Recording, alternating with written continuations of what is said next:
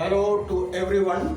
आज 11 के केमिस्ट्री के इस क्लास में हम थर्मोडायनेमिक्स की फर्स्ट लॉ पर बेस्ड कुछ न्यूमेरिकल बताने जा रहे हैं।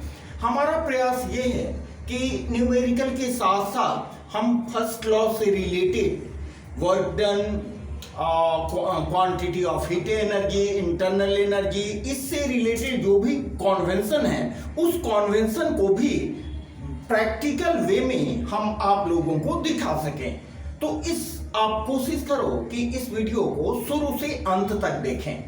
देखिए, आइए पहला सवाल हम देख रहे हैं कि हमारे पास 500 कैलोरीज हीट एनर्जी ये ऐड किया जाता है एक सिस्टम में। एक सिस्टम, ये है मेरा सिस्टम, सपोज करें ये है सिस्टम। इस सिस्टम में हम हीट एनर्जी कितनी दे रहे हैं? 500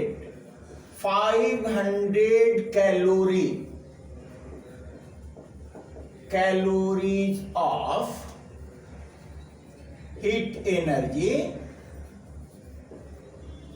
इज एडेड। ठीक है, तो यहां पर 500 कैलोरी हीट एनर्जी हम ऐड कर रहे हैं। तो एडिशन के केस में हमारा Q का वैल्यू क्या होता है? साइन कन्वेंशन के मुताबिक Q का वैल्यू पॉजिटिव होता है। जब हम किसी सिस्टम को, इट इज ए सिस्टम, इसको हम एनर्जी दे रहे हैं तो Q का वैल्यू पॉजिटिव होगा। That means Q is equal two plus 500 calorie. अब क्या करता है ये सिस्टम देखिए 350 कैलोरी काम करता है सराउंडिंग्स के ऊपर काम करता है, मीन्स सिस्टम के द्वारा काम किया जाता है। ये देखिए, सिस्टम के द्वारा work done by the system. इसका मतलब क्या हुआ? That is on the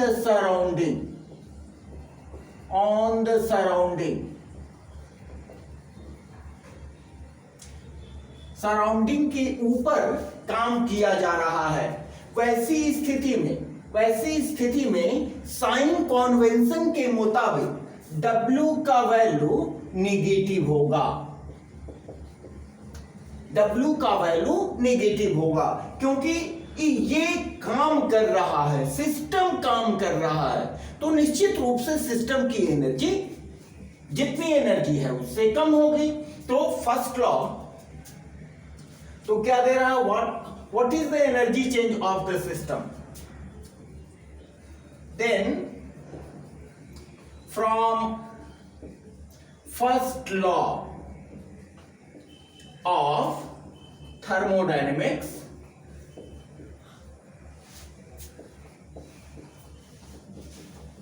thermodynamics के फर्स्ट लॉ से हम क्या जानते हैं?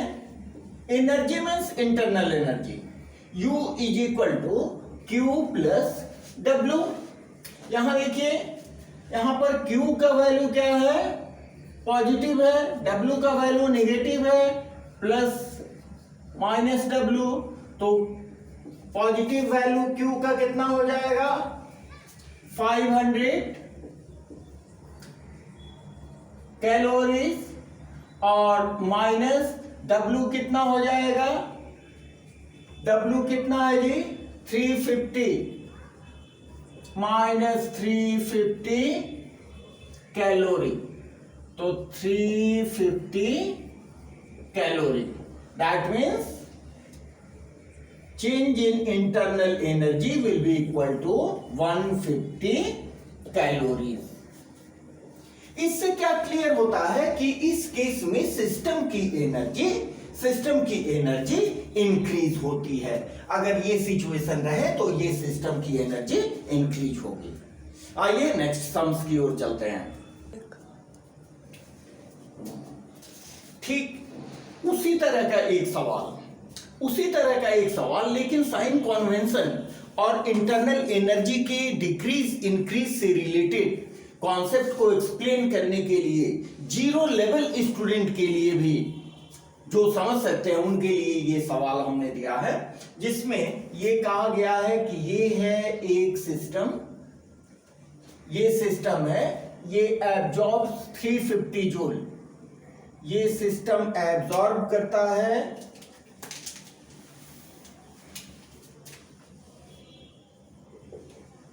Absorbs 350 joule of heat energy. 350 joule of heat energy absorb करता है। तो हीट एनर्जी जब सिस्टम एब्जॉर्ब करता है तो Q का वैल्यू पॉजिटिव होता है। तो यहां पर Q इज इक्वल टू कितना हो गया, प्लस 350 जूल। और ये सिस्टम, इट इज सिस्टम, ये सिस्टम वर्क डन करता है सराउंडिंग पर, means work done by the system, ये है 500 जूल। यहां है work done by the system, work done by the system, that is W is equal to -500 joule. क्योंकि sign convention के अनुसार अगर सिस्टम सराउंडिंग के ऊपर वर्क डन करता है तो उसके लिए साइन कॉन्वेंशन के अनुसार हम नेगेटिव वैल्यू देते हैं। ठीक है, तब हमसे पूछा जा रहा है कि what is change in internal energy. Internal energy, इस केस में इंटरनल एनर्जी का वैल्यू क्या होगा। तो from first law of thermodynamics हम जानते हैं delta U is equal to Q plus W। तो यहां पर देखें delta U is equal to Q का वैल्यू होगा प्लस 350 जूल और W के बदले यहां निगेटिव वैल्यू हम पुट करेंगे इतना जूल। तो ये क्या हो जाएगा, -150 जूल। दैट मीन्स इस प्रोसेस में सिस्टम की एनर्जी डिक्रीज करेगी, सिस्टम की एनर्जी डिक्रीज करेगी, डिक्रीजेस। ठीक है, आइए नेक्स्ट सम्स की ओर आगे चलते हैं। यहां देखें, इस सवाल में थोड़ा सा इंटरेस्टिंग सवाल है। इसमें दिया जा रहा है कि नो हीट इज एब्सॉर्ब्ड। तब आपको चेंज इन इंटरनल एनर्जी को, सिस्टम के इंटरनल एनर्जी को चेंज करना है जब हीट एब्जॉर्ब नहीं हो रही है। ये है आपका सिस्टम। यहां हमने no heat is absorbed, no heat is absorbed by the system।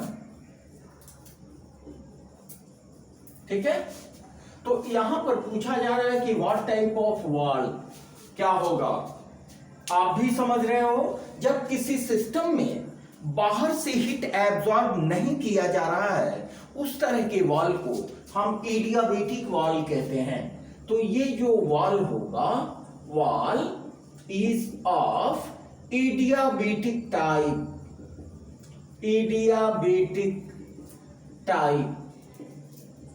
ठीक है, और यहां पर देखिए कोई हीट एब्जॉर्ब नहीं हो रहा है, इसका मतलब कि Q will be equal to 0 और वॉल क्या होगा, एडियाबेटिक वॉल। तब यहां पर वर्क डन क्या होगा, देखिए यहां फर्स्ट लॉ से Q is equal to delta U internal energy, change in internal energy is equal to Q plus W change in internal energy हुआ। ठीक है, तो इंटरनल एनर्जी में यहां change Q is equal to क्या हो जाएगा, Q इज इक्वल टू होगा 0। तो delta U is equal to W, change in internal energy W के इक्वल होगा दैट इज, और ये W किस तरह का सिस्टम में होगा, इस यहां का सिस्टम है एडियाबेटिक, तो जो वर्क डन का मैग्नीट्यूड भी होगा, this work done must be adiabatic work, adiabatic work. तो change in internal energy adiabatic work done के इक्वल होगा। ठीक है, ठीक से इसको ध्यान से समझें। चलते हैं नेक्स्ट सम्स की ओर। यहां देखें, हमें इंटरनल एनर्जी कैलकुलेट करना है जब no work is done on the system, system के ऊपर कोई वर्क डन नहीं किया जा रहा है, लेकिन Q amount of it is taken out from the system। System से Q हिट हम बाहर निकाल रहे हैं, लेकिन सिस्टम के ऊपर कोई वर्क डन नहीं कर रहे हैं। हीट बाहर निकाल के हम सराउंडिंग को दे रहे हैं। ठीक है, तो कहा जा रहा है कि इस सिस्टम का वॉल कैसा है, वेरी क्लियरली कैसा वॉल होगा आप भी समझ सकते हैं। देखिए, आपके समझने के लिए, साइन कॉन्वेंशन को भी समझने के लिए और जीरो लेवल स्टूडेंट को भी बढ़िया से समझने के लिए हम ये आपको बता रहे हैं। यहां देखिए, ये सपोज करें ये है मेरा सिस्टम, ठीक है। यहां पर सिस्टम के ऊपर कोई वर्क डन नहीं हो रहा है, no work is done on the system. System के ऊपर कोई वर्क डन नहीं हो रहा है, that is W is equal to 0। लेकिन क्या हो रहा है, Q amount of heat is taken out, Q amount of heat is taken out। System से Q अमाउंट हीट हम बाहर निकाल रहे हैं और सराउंडिंग को दे रहे हैं, एंड गिवन टू सराउंडिंग्स। तो साइन कॉन्वेंशन के अनुसार जब सिस्टम से सराउंडिंग की ओर हीट हम देते हैं तो Q का वैल्यू, यहां पर Q का वैल्यू निगेटिव होता है, Q का वैल्यू निगेटिव होता है और W का वैल्यू यहां है 0। तो फर्स्ट लॉ क्या कहता है हमारा, हमें निकालना है चेंज इन इंटरनल एनर्जी। तो फर्स्ट लॉ क्या कहता है, delta U is equal to Q plus W। तो यहां पर delta U is equal to obviously ये हो जाएगा माइनस Q प्लस 0, क्योंकि W का वैल्यू 0 है। तो change in internal energy will be equal to decrease in the heat content. Change in internal energy का मेजरमेंट हम करेंगे हीट कांटेंट के डिक्रीज से, हीट कांटेंट इसका डिक्रीज होगा। तो यहां पर देखिए पूछा जा रहा है कि इसका वॉल किस तरह का होगा। वॉल हीट बाहर निकल रहा है तो ऑब्वियसली इसका जो वॉल होगा वो डायाथर्मिक होगा, वॉल डायाथर्मिक होगा, मीन्स इसका जो वॉल होगा वो कंडक्टिंग